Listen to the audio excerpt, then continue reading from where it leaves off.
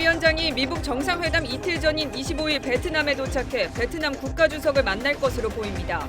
미국 실무진은 회담 의정과 의제 관련 조율에 들어갔습니다. 오늘부로 영업 중단을 선언한 클럽 버닝썬을 잠입 취재했는데 성폭행과 마약 논란에도 발디딜 틈 없이 북적였습니다.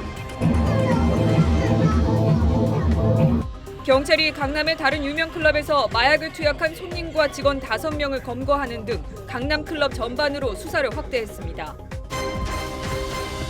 폐지 손수레를 끌고 가던 70대 할머니가 음주운전 차량에 치여 숨졌습니다. 술 취한 40대 여성이 택시를 들이받고 도주하다 사고를 냈습니다.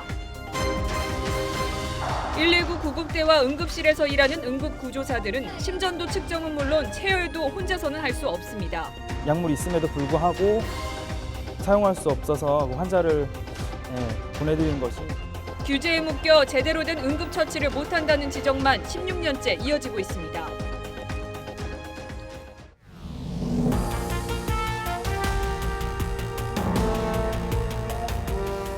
시청자 여러분 안녕하십니까? 일요일 뉴스7 시작합니다. 하노이 미북 정상회담 이제 열흘 앞으로 다가왔습니다. 자, 그런데 아직 북한 비핵화에 대해서 구체적으로 어떤 논의를 할지 나온 게 없습니다. 낮은 수준으로 합의가 이루어지는 것 아니냐는 이야기도 나옵니다. 의전 문제는 속도가 붙었습니다.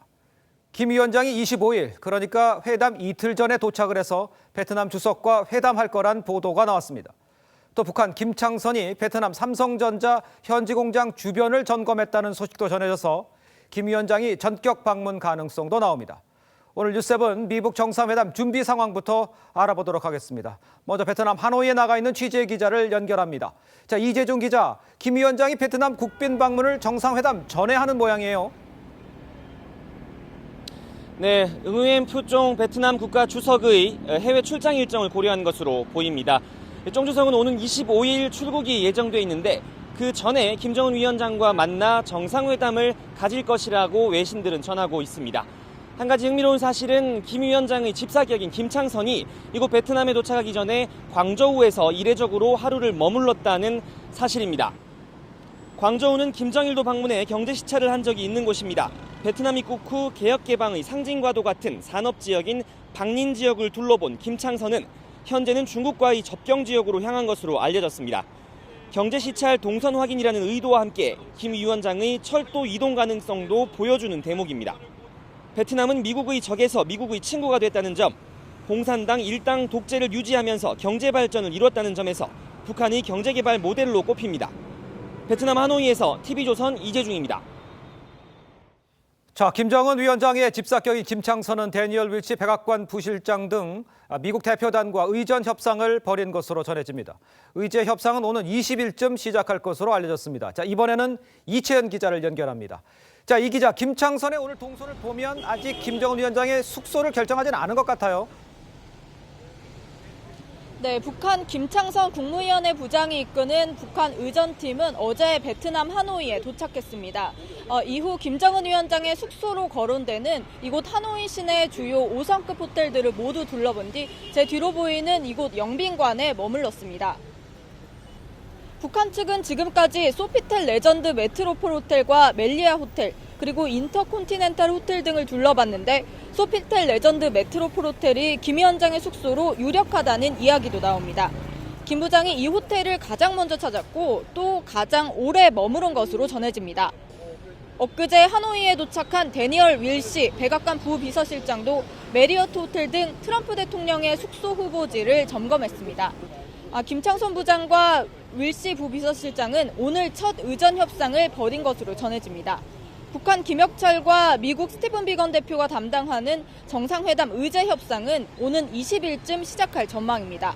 북한의 비핵화 조치와 미국의 상응 조치를 논의해 정상회담 합의문의 초안을 만들 계획입니다. 양측 대표단은 모레쯤 하노이에 입국할 전망입니다. 지금까지 베트남 하노이에서 TV조선 이채연입니다.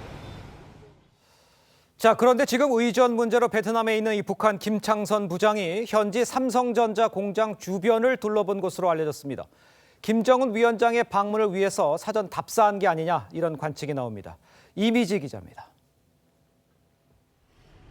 베트남 방문 이틀째를 맞은 김창선 국무위원회 부장은 오전 7시쯤 숙소를 출발해 하노이 북부 박린성으로 향했습니다. 김 부장 일행은 박린성 삼성전자 스마트폰 생산 공장 주변을 둘러보고 다른 삼성전자 스마트폰 생산 공장이 있는 타인 응우옌성도 방문한 것으로 전해집니다. 로이터 통신은 앞서 김 위원장의 베트남 국빈 방문 소식을 전하며 김 위원장이 산업단지가 있는 박린성과 항구도시 하이퐁을 방문할 것으로 예상했습니다. 박린성 예퐁공단엔 삼성전자 휴대폰 생산 공장이, 하이퐁엔 LG전자의 통합 생산 공장이 있습니다. 김창선 부장의 동선대로 김 위원장이 삼성전자 생산 공장을 방문한다면 북한 정부가 개혁 개방을 통한 경제 발전 노선을 취하겠다는 메시지를 보내는 동시에 남한 경제 발전 모델에 대한 벤치마킹 의지를 내보이는 것으로 해석됩니다. 지난해 북한 리용호 외무상은 산업항만도시 하이퐁을 방문했으며 베트남 부총리는 지난 13일 북한을 방문해 리용호 외무상을 만났습니다. 김 위원장은 지난해 4.27 남북회담에서 문재인 대통령에게 베트남식 개혁 개방 모델을 추진하고 싶다고 말한 것으로 전해집니다. TV조선 이미지입니다. 북한이 김일성, 김정일의 시신이 있는 금수산 태양궁전 유지에 지금 어려움을 겪고 있다. 이런 외신이 나왔습니다. 시신 유지에 많은 돈이 드는데 대북 제재 여파로 어려움을 겪는다는 겁니다. 백대호 기자입니다. 북한 김정은 위원장은 어제 김정일 생일에 맞춰 김일성, 김정일의 시신이 있는 금수산 태양궁전을 방문했습니다. 미북 정상회담 준비 여파로 북한 고위직 참배 이후 별도로 찾은 것으로 전해집니다. 당초 김일성의 집무 장소였던 금수산 태양궁전은 김일성 사망 후 기념궁전으로 바뀌었고 김정일 사망 후엔 2명의 시신을 안치하는 태양궁전으로 개조했습니다. 위대한 수령 김일성 동지께서와 위대한 용도자 김정일 동지께서 영생의 모습으로 계시는 주체의 최고 성지 금수산 태양궁전은 일본 아사히 신문은 어제 금수산 태양궁전 유지에 북한이 어려움을 겪는다고 보도했습니다. 신문이 인용한 북한 관계자는 1년에서 1년 반마다 방부제 함유 액체를 바르는 등의 시신 관리와 대리석 등 건물 내외부 관리 등에 고액이 들어간다고 했습니다. 신문은 동상과 달리 지속적으로 유지비가 드는 시신 관리를 위해 북한이 지난 2017년 김일성, 김정일 기금을 설치해 일본, 중국 동포들에게 기부금을 모아왔다고 썼습니다. 하지만 대북 제재 여파로 모금액이 줄었다고 전했습니다. 우상 숭배의 성지로서 또 김정은 체제의 재생산을 위해서 계속 유지할 수밖에 없을 것입니다. 궁전 유지를 위해서라도 북한이 대북 제재 해소에 총력을 기울일 것으로 보입니다. TV조선 백대호입니다. 한국당 대표 경선에 나선 황교안, 오세훈, 김진태 세 후보가 인터넷 토론회에서 경쟁적으로 문재인 정부를 비판했습니다. 외교안보 정책에서는 차이를 보였습니다. 김정우 기자가 보도합니다.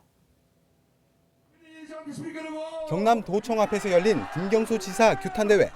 한국당 황교안 후보가 문재인 정부 비판에 힘을 줍니다. 문재인 정권 도덕적으로 가장 타락한 정권입니다. 이 오만한 문재인 정권 거꾸로 가고 있습니다. 오세훈, 김진태 후보는 드루킹 사건을 들어 문재인 대통령을 직접 비판했습니다. 경인선도로 가자! 전당대회장에서 몇 번씩 얘기한 사람 누굽니까? 김경수는 누구의 대선 캠프 핵심 실세였습니까?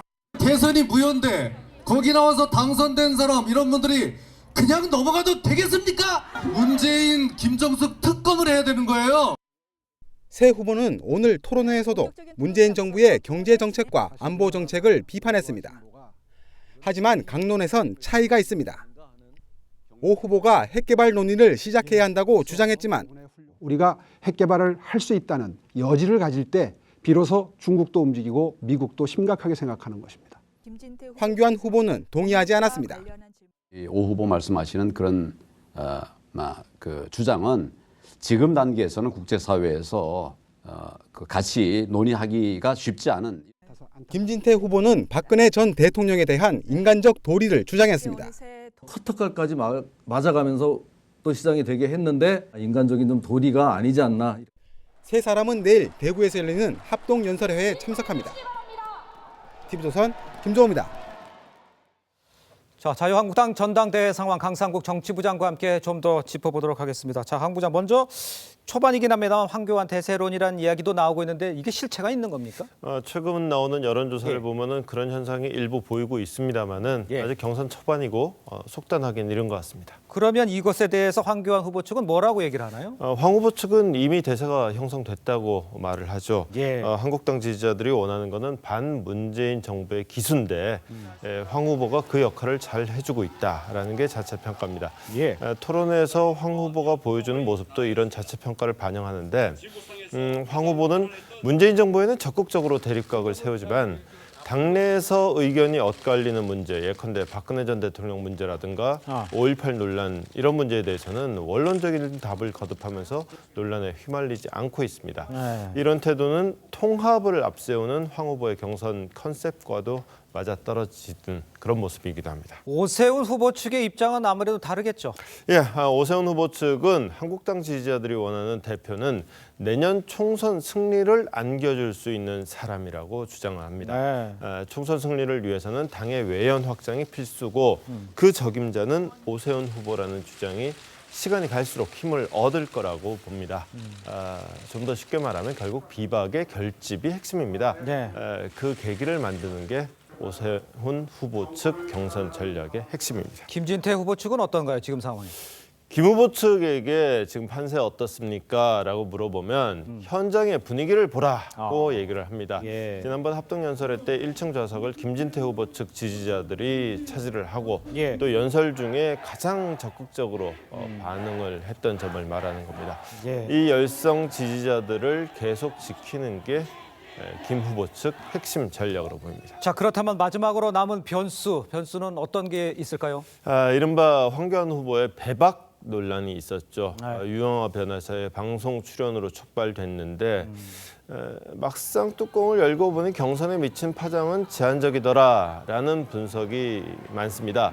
하지만 당내 일각에서는 사실은 친박 진영입니다만은 이거 아직 꺼진 불 아니라는 시각이 있습니다. 경선 후반전에 접어들면 이 문제가 또 한 번 불거질 수 있다고 친박 의원들은 전망합니다. 모종의 일이 벌어질 수도 있다는 얘기입니다. 그렇군요. 지금까지 강상구 정치부장이었습니다. 잘 들었습니다.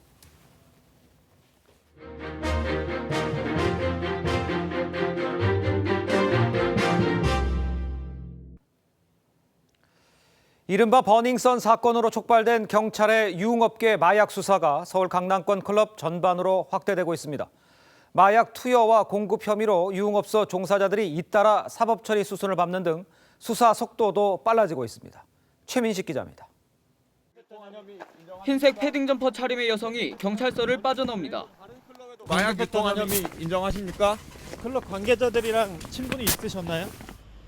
버닝썬 영업사원이던 중국인 여성 파모 씨로 클럽 내 마약 유통 혐의와 관련해 피의자 신분으로 14시간에 걸쳐 조사를 받았습니다.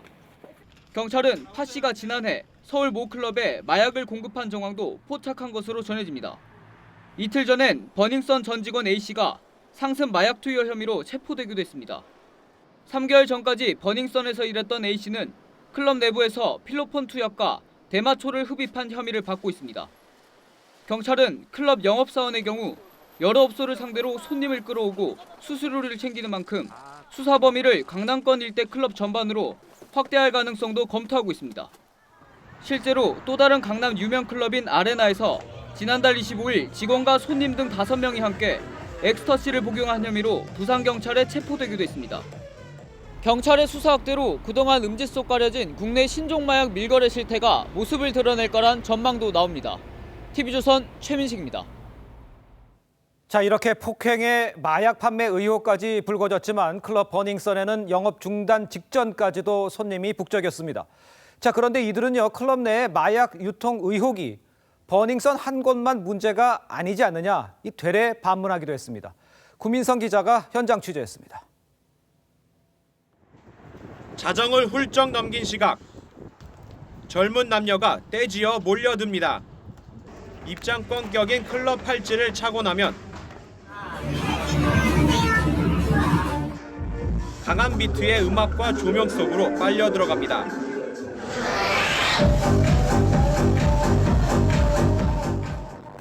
경찰의 강제 수사 개시 결정으로 압수수색까지 진행됐지만 평소 주말과 다를 바 없는 모습입니다.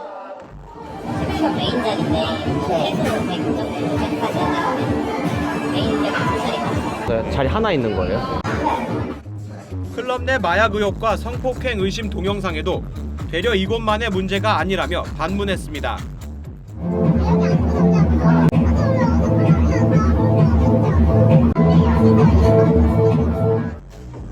언론 보도를 접한 후 호기심에 잦은 손님도 상당수였습니다.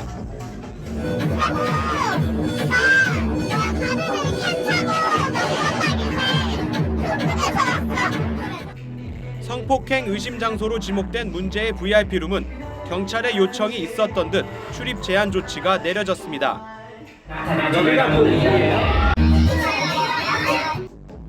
취재진이 찾은 어제 새벽까지 영업을 지속했던 버닝썬 측은 오늘 돌연 영업 중단을 선언했습니다. 영업 수익도 안 오르고 여러 가지 이유부터 감당하기가 좀 힘든 부분이 컸던 것 같습니다. 그 호텔 이미지 그런 것도 이제 너무 거세고요. 버닝썬 측은 문을 닫는 것이 의혹과 혐의를 인정하는 것은 아니라면서 영업 재개 가능성을 열어뒀습니다. TV조선 구민성입니다. 다음 소식입니다. 폭행과 배임 의혹을 받고 있는 손석희 JTBC 사장이 무려 19시간 경찰 조사를 받고 귀가했습니다.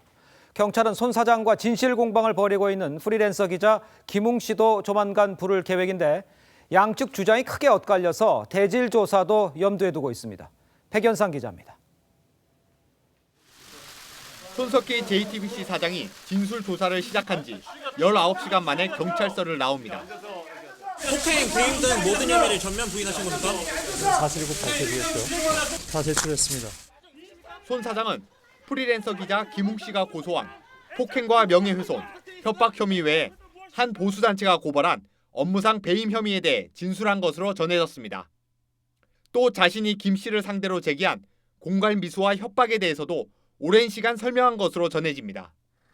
경찰은 지난달 10일 서울 상암동 주점에서 발생한 폭행 의혹 등 사건 전반에 대한 사실관계를 추궁했습니다.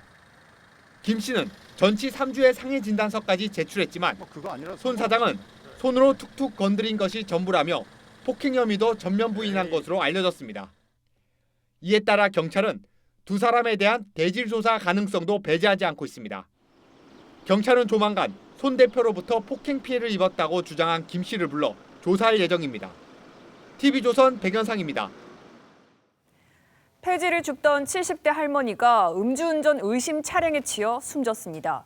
사고를 낸 40대 여성은 택시를 들이받고 800m를 도주하다 할머니까지 들이받았습니다. 이성진 기자입니다.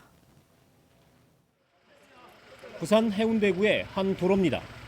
시민들이 승용차를 들어올리려 안간힘을 씁니다.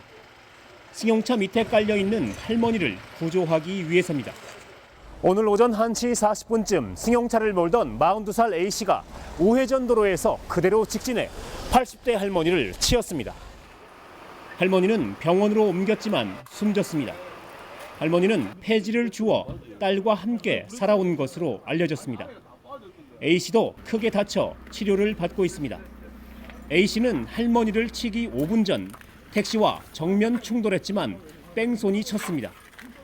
1~2km가량 달아나다 할머니와 건물을 들이받고서야 멈췄습니다. 쿵 하면서 건물이 완전히 폭발한 느낌 있잖아요. 컨테이너 넘어진 줄 알았어요. 경찰은 A씨가 음주운전을 한 것으로 보고 있습니다. 1차 사고 나고 뺑소니를 한 행위와 그다음에 2차 사고 당시 우로 굽는 도로에서 제대로 우회전이 되지 않은 점. 경찰은 A씨의 혈액을 채취해 국과수에 분석을 의뢰했습니다. A씨의 혈중 알코올 농도 수치에 따라 사법 처리 여부를 결정할 계획입니다. TV조선 이성진입니다. 고령 운전자의 교통사고가 또 났습니다. 오늘 새벽 인천에서 70대 운전자가 몰던 트럭이 신호를 기다리던 승용차를 들이받아 2명이 다쳤습니다. 노인들은 사고 위험이 높아 운전을 자제하는 게 좋지만 생계형 운전자들은 대안이 없습니다. 이상배 기자의 보도입니다. 소방대원이 부서진 트럭 안에서 구조 작업을 합니다. 잠시 뒤 한 남성이 들것에 실려 병원으로 옮겨집니다. 운전자 70살 이모 씨입니다. 이 씨는 오늘 새벽 5시쯤 인천 완정 사거리에서 신호를 기다리던 승용차를 추돌한 뒤 반대 인도로 돌진했습니다. 안전 실수의 가능성이 좀 높은. 네, 아마도 제 생각에는 그런데 의식을 잊었는데요. 피 좀 흘리고 생겼어요. 지난 11일 전남 구례군에선 74살 할머니가 몰던 경차가 가로수를 들이받아 2명이 숨졌습니다. 65세 이상 고령 운전자 사고는 지난 2014년 2만 200여 건에서 2017년 2만 7천여 건으로 꾸준히 증가하고 있습니다.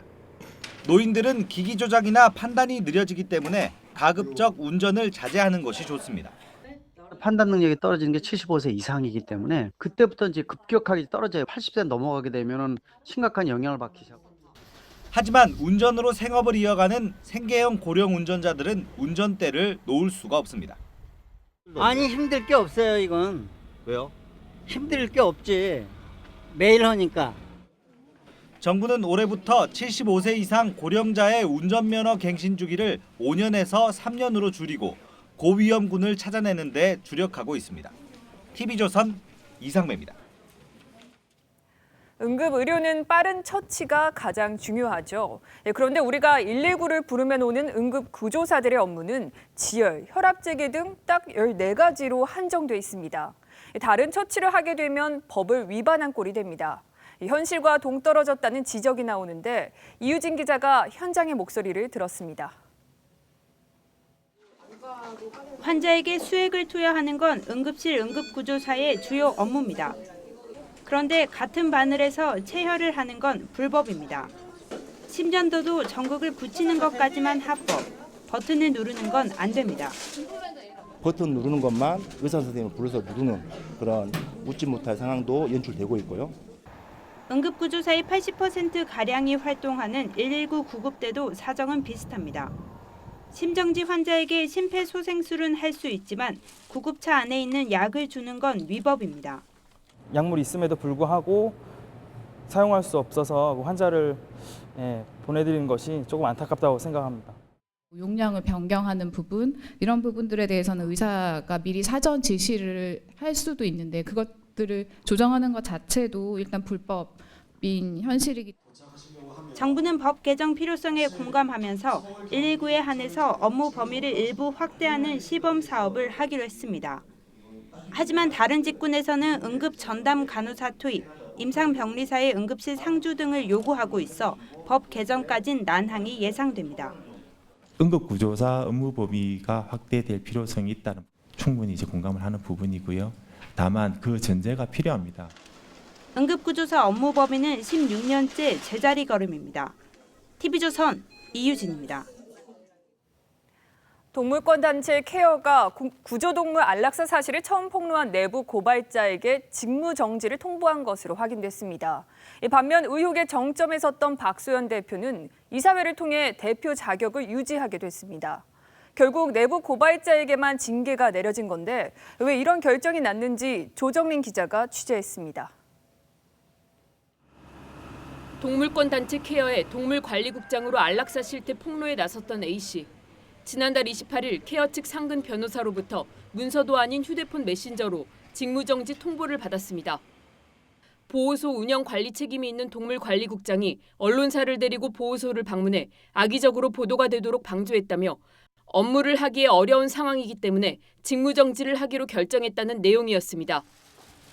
A씨 측은 이에 반발해 국민권익위원회에 공익제보자 보호 조치를 신청했습니다. 공익신고자 보호법에 기초해서 판단을 하였어야 함에도 불구하고 일방적인 통보로 직무 정지를 통지하였다라는 것 자체가 불이익한 처우에 해당하고 반면 사과와 함께 일부 안락사가 불가피했다고 인정했던 박소연 케어 대표는 사실상 유임이 결정됐습니다. 케어 이사회에서 박 대표에 대한 임원 직무 정지안이 부결됐기 때문입니다. 박 대표는 지난달 기자회견에서도 사퇴를 거부했었습니다. 이런 상황에서 못 떠나요. 그게 제 책임 때문에 그래요. 도살 좀 멈춰주세요. 안락사가 나쁘면 도살 좀 막아주세요. 박 대표는 동물보호법 위반과 횡령 혐의 등으로 고발돼 있는데 최근 경찰은 박 대표의 집과 사무실을 압수수색했습니다. TV조선 조정린입니다. 네, 요즘은 소액 결제 아무리 적은 액수라도 카드 사용하는 경우 많습니다. 자, 그러다 보니까 편의점에서만 1년 사용액이 무려 8조 원에 달한다고 합니다. 1인 가구가 는 것도 이유로 꼽힙니다. 장동욱 기자입니다. 과자 사달라는 아이들과 함께 편의점에 들어온 노은훈 씨. 사탕 하나를 사도 현금 대신 카드를 꺼냅니다. 거의 안 들고 다니죠. 300원짜리 결제해도 신용카드로 다 결제가 되더라고요. 계산하는 직원도 손님이 내미는 현금보다는 카드가 익숙합니다. 70에서 80% 정도는 현금보다는 신용카드 매출로 이제 기록되고 있습니다. 종량제 봉투 같이 한 100원 단위 소액 결제 같은 경우도 카드로 많이. 작년 11월까지 개인의 편의점 신용카드 사용액은 7조 3천억여 원으로 1년 전보다 20% 가까이 늘었습니다.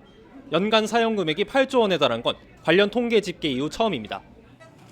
작년 월 평균 사용액이 6,700여억 원이었고 12월은 연말로 소비가 늘어난 점을 감안하면 작년의 편의점 카드 사용 총액은 8조 원을 넘겼다는 분석입니다. 이런 급증세의 대표적 원인으로는 1인 가구의 증가와 소액 결제의 활성화가 꼽힙니다. 1인 가구가 늘면서 대형마트에서 대량 구매를 하기보다 편의점에서 그때그때 조금씩 사다 보니 간편식이나 생필품 등의 소액 카드 결제가 늘어난 겁니다. 카드 결제 확산과 변하는 소비 문화로 인해 현금 없는 사회도 어느새 곁에 다가오고 있습니다. TV조선 장동우입니다. 네, 참치 좋아하시는 분들에게 희소식 하나 전해드리도록 하겠습니다. 앞으로는 지금보다 아주 저렴한 가격에 냉동이 아닌 냉장 참치를 식탁에서 쉽게 맛볼 수 있게 됩니다. 정부가 세운 참치 대량 생산 계획을 송병철 기자가 전하겠습니다. 경남 욕지도 앞바다. 뱃살이 통통한 참치가 재빠르게 헤엄칩니다. 국내에선 처음 양식된 참치입니다. 현재 3천여 마리를 키우고 있지만 민간의 노력만으론 한계가 있습니다. 대형화나 자동화는 아직 멀었습니다. 대비 시설이 있어야 되는데 그걸 다 갖출 수 없는 그런 환경에서 저희들이 양식을 하고 있기 때문에 그 점이 좀 어려운 점입니다. 그래서 정부가 참치 대량 생산 계획을 세웠습니다. 우선 이달 중으로 참치 사모펀드를 만드는데 새끼 참치 3천 마리를 3년 동안 키우는 종잣돈으로 쓸 예정입니다. 또 재해보험에서 사각지대였던 참치도 새로 포함하는 방안을 검토합니다. 지금은 대기업의 양식업 진출이 법으로 막혀있지만 법을 개정해 빗장을 풀 예정입니다. 한 해 냉동 참치 수입에 쓰는 돈만 2,500억 원. 냉동하지 않은 국내산 생참치는 국내 양식어가의 차기 소득원으로도 기대됩니다. 스마트화, 친환경 예방 양식으로 전환함으로써 국민에게는 건강한 수산물을 공급하고 어업인에게는 높은 소득을 올릴 수 있도록 노력하겠습니다. 이르면 2022년부터는 지금보다 저렴한 가격에 국내산 생참치를 먹을 수 있을 전망입니다. TV조선 송병철입니다. 불량 제품의 환불을 요구할 수 있는 소비자 보호법, 이른바 레몬법이 올해부터 국내에도 도입이 됐습니다. 하지만 자동차 업체들은 법이 시행된 지 한 달 반이 지났지만 대부분 나몰라라 하고 있습니다. 김지아 기자가 취재했습니다. 지난해 BMW 차량을 구입한 이모 씨. 얼마 가지 않아 계속해서 차선 인식 센서가 말썽을 부렸습니다. 수차례 서비스 센터를 오가느라 돈 낭비, 시간 낭비가 만만치 않았습니다. 센터가 있는데 다른 고객도 저랑 같은 문제로 많이 찾아오더라고요. 근데 고장날 때마다 매번 찾아가기도 불편하고 좀 많이 번거로운 것 같아요. 이처럼 갓 뽑은 새 차의 고장이 반복될 경우 제조사의 교환이나 환불을 요구할 수 있다는 게 올해 도입된 한국판 레몬법의 핵심입니다. 하지만 이를 계약서에 명시한 건 볼보 자동차 한 곳뿐입니다. 좀 더 고객에게 신뢰를 줄 수 있는 그런 안전장치라고 생각해서 저희 볼보가 가장 먼저 시작했다고 생각합니다. 하지만 현대, 기아, 르노, 삼성, 쌍용차 등은 4월부터 계약서에 반영하겠다며 아직까지 늑장을 부리고 있습니다. 벤츠, BMW, 폭스바겐 등 판매량 상위를 점유하고 있는 다른 수입 브랜드들은 아예 계획조차 밝히지 않고 있습니다. 강행 규정이 아니기 때문입니다. 실제로 시행이 되기 위해서는 신차를 구입할 때 모두 다 이 레몬법에 적용이 되는 이런 상위법 개념으로 만들어야 되고요. 아직도 우리 소비자들은 오렌지 대신 레몬을 사더라도 따질 곳이 없습니다. TV조선 김자입니다. 유엔 주재 미국 대사로 지명됐던 헤더 나워트 미 국무부 대변인이 가족이 중요하다며 사의를 표명했습니다. 나워트 대변인은 외교 경험 부족, 불법 이민자 유모 고용 등 자질 논란이 끊이지 않았습니다. 유혜림 기자입니다. 헤더 나워트 미 국무부 대변인이 유엔 주재 미국 대사 후보에서 스스로 물러났습니다. 나워트 대변인은 성명을 통해 지난 2개월은 우리 가족을 녹초로 만든 시간이었고 그 자리에서 물러나는 게 가족에게 최선이라고 밝혔습니다.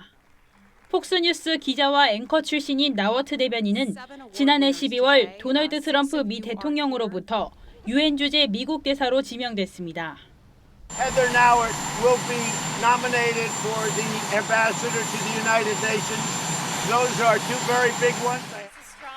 하지만 10년 전 미국에서 취업 허가를 받지 않은 이민자 유모를 고용하고 세금을 제대로 내지 않은 사실이 드러나 논란이 일었습니다. 대사직을 맡기엔 외교 경험이 부족하다는 지적도 이어졌습니다. 웨 씨는 나워트 대변인이 혹독한 인준청문회가 예상되는 가운데 유모 의혹을 가족에게 확인하는 것을 무척 괴로워했다고 전했습니다. 폼페이오 미 국무장관은 나워트 대변인의 결정을 존중한다고 밝혔습니다. 트럼프 대통령은 곧 새로운 유엔 대사 내정자를 발표할 예정입니다. TV조선 유혜림입니다. 네, 놓치면 아쉬운 더하기 뉴스 시간입니다. 오늘은 정치부 박지호 기자와 함께하겠습니다. 자, 첫 번째 키워드 보겠습니다. 여가부 대 하태경, 둘이 이게 맞대결하는 것처럼 보이는데 무슨 내용입니까? 네, 지난 12일 여성가족부가 성평등 방송 프로그램 제작 안내서라는 것을 배포를 했습니다. 예. 방송에서 외모나 성 역할 등을 불평등하게 표현하지 말 것을 권고하는 내용입니다. 많은 부분 방송 제작자들이 참고할 만한 내용들을 담고 있는데 하지만 이 중에는 이런 내용도 있습니다. 비슷한 외모의 출연자가 과도한 비율로 출연하지 않도록 한다 이러면서 음악방송 출연자들의 외모 획일성이 심각하다 이렇게 적고 있습니다. 즉 마른 몸매, 하얀 피부, 몸매가 드러나는 복장 등이 너무 획일적이니까 출연을 줄여야 된다 이런 내용입니다. 이에 대해 바른미래당 하태경 의원이 페이스북에 글을 올렸습니다. 예. 진선미 장관은 여자 전두환이냐 이렇게 비판한 건데요. 예. 군사 독재 시절에 두발 단속, 스커트 단속과 뭐가 다르냐는 주장인 겁니다. 예. 외모에 대해 여가부 기준으로 단속을 하냐면서 정부가 평가할 문제가 아니고 국민들 주관적 취향의 문제라고 주장했습니다. 여가부에서 어떻게 대응할지가 지금 궁금합니다. 네. 자, 두 번째 키워드 보겠습니다. 도서관장 아들의 호소. 이건 무슨 내용입니까? 지난 7일이죠. 서울대 시설관리 노동자들이 처우 개선을 요구를 하면서 파업을 벌였는데요. 예. 중앙도서관 난방을 중단시키는 등의 파업을 벌였습니다. 그렇죠. 도서관 난방 중단을 놓고 학교 안팎에서 엇갈린 의견들이 나왔는데 이 중에 병원이 파업을 해도 응급실 파업은 막지 않는다면서 학교에서 도서관 난방을 끊는 것 역시 맞지 않다고 신문에 기고한 서희정 서울대 중앙도서관장의 글에 대해 서 관장에게 비난의 항의 이메일이 쏟아진 모양입니다. 노동자의 권리에 대해 무관심하다, 무심하다 이런 뜻인데요. 그러자 이 학교 게시판에 대학원에 재학 중인 서 관장의 아들이 글을 올렸습니다. 인신모독성 글을 캡처해 올리면서 부친의 칼럼은 도서관장으로서 학생의 학습권을 보장해야 한다는 교육자적 관점의 글이었다면서 칼럼의 내용 중에 팩트의 오류나 논리에 문제가 있다면 그것을 지적하면 될 일이지 욕설과 인신공격은 적절하지 않다 이런 호소였습니다. 이 게시판 글을 지지하는 학생의 댓글도 이어지고 있다고 합니다. 그렇군요. 다음 키워드 보겠습니다. 티베트 출신은 안 돼. 어디서 무엇을 하면 안 된다는 얘기예요? 캐나다 토론토의 한 대학에서 티베트 배경의 한 학생이 학생회장이 되자 중국 유학생들이 취소 청원을 하는 등 집단 행동에 나섰다. 홍콩 사우스 차이나 모닝포스트와 캐나다 언론들이 보도하고 있습니다. 중국은 티베트의 분리독립 움직임에 굉장히 예민하고 민감하죠. 학생회장이 된 이 여학생도 이 운동에 열성적이었는데 중국 유학생들이 처음에는 집단으로 이 학생의 학생회장 선출을 막으려 했다가 결국 학생회장으로 선출이 되자 이번에는 선출 취소 청원에 나서고 있다. 이런 내용입니다. 중국 대사관과 중국 정부는 이번 사건과 무관하다. 이런 입장이지만 학생들의 집단 행동에 대해서는 애국적이다 이러면서 추켜 세우고 있다고 합니다. 그렇군요. 지금까지 박지호 기자였습니다. 잘 들었습니다. 103세에도 현역으로 활동하며 손에서 붓을 놓지 않는 화가가 있습니다. 최고령 화가이자 우리나라 추상미술 1세대인 김병기 화백을 박소영 기자가 만났습니다. 국내 추상미술을 개척한 1세대 화가 김병기. 올해로 103세. 현역 최고령으로 통하지만 창작 의지만큼은 신인 못지않습니다. 몬드리앙하고 내면, 신비한 정신 이런 것을 이렇게 같이 이렇게 합쳐보려고 하는 거예요. 새로움과 혁신은 그의 삶을 관통하는 키워드입니다. 마르셀 듀샹의 샘을 직접 보기 위해 최근에도 국립현대미술관을 찾았습니다. 그 개념이 100년 전이에요, 100년 전. 지금 내가 솔직히 느끼는 것은 마르셀 듀샹의 개념에 태양이 필요해. 한국 근현대 미술의 산증인 이중섭, 김환기, 유영국은 힘들었던 시절 그와 함께 활동한 동료들입니다.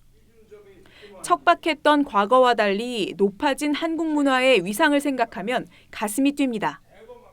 지금 인터넷하고 한글하고가 우리 세대들을 급속도로 이렇게 민도를 높이고 있어. 우리를 따라갈 수 있는 나라는 별로 없습니다. 김화백은 오는 4월 새로운 작품을 들고 관람객을 만납니다. 대부되면 완성이 돼요.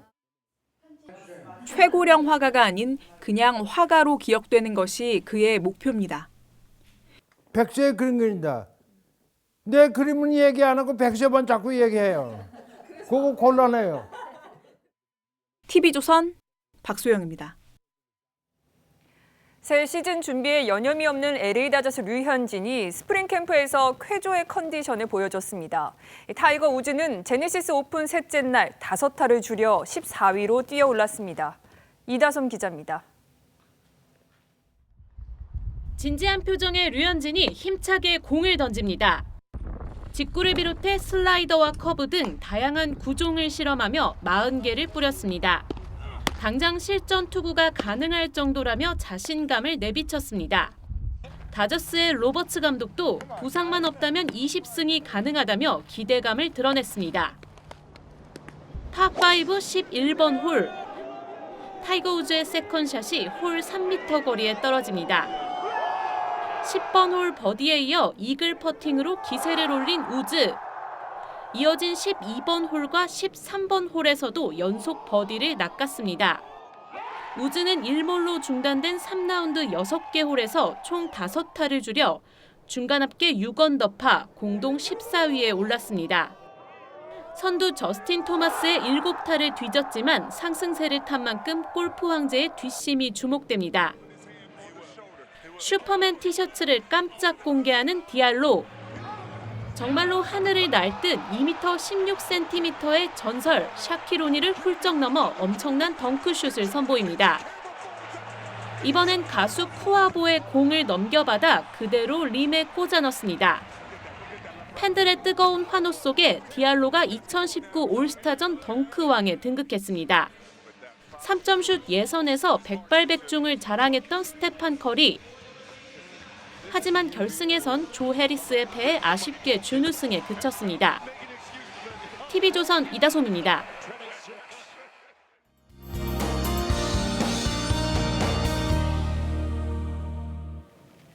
오늘 전국이 대체로 맑지만 대기가 무척 건조합니다. 전국 대다수 지역에 건조특보 발효 중인 만큼 이 산불 등 대형 화재가 발생하지 않도록 불조심해 주시기 바랍니다. 오늘 대기질 보시면 강원 영서와 충북 지방은 종일 나쁨 단계를 보이고 있는데요. 그 밖에 중부 내륙으로도 밤 사이에 대기가 정체되면서 다시 나쁨 수준의 농도가 나타날 수 있겠습니다. 내일 아침에도 대체로 영하권을 맴돌며 춥겠습니다. 서울 아침 영하 4도, 대전 영하 4도, 철원은 영하 10도까지 떨어져 춥겠고요. 이 낮 기온은 서울 6도, 그 밖에 남부지방은 10도 안팎으로 포근하겠습니다. 월요일인 내일 오후부터 제주도에서 비가 내리기 시작해 밤에는 호남과 영남 남해안으로 확대되겠습니다. 이 절기 우수인 화요일에는 전국에 꽤 많은 양의 눈비 소식이 있겠고요. 주 후반에는 초봄 날씨에 가까워지겠습니다. 기상정보였습니다. 네, 일부 클럽에 가도 있고 심지어 SNS에서는 아무 때나 이 한때 청정 국가였던 대한민국 마약의 현주소입니다. 한 번도 안 해본 사람은 있지만 한 번만 투약한 사람은 없다는 게 마약입니다. 문제의 심각성을 다시 되새겨봐야 할 때입니다. 이상으로 뉴스7 마칩니다. 네, 저희는 토요일에 다시 찾아뵙겠습니다. 시청해주신 여러분 고맙습니다.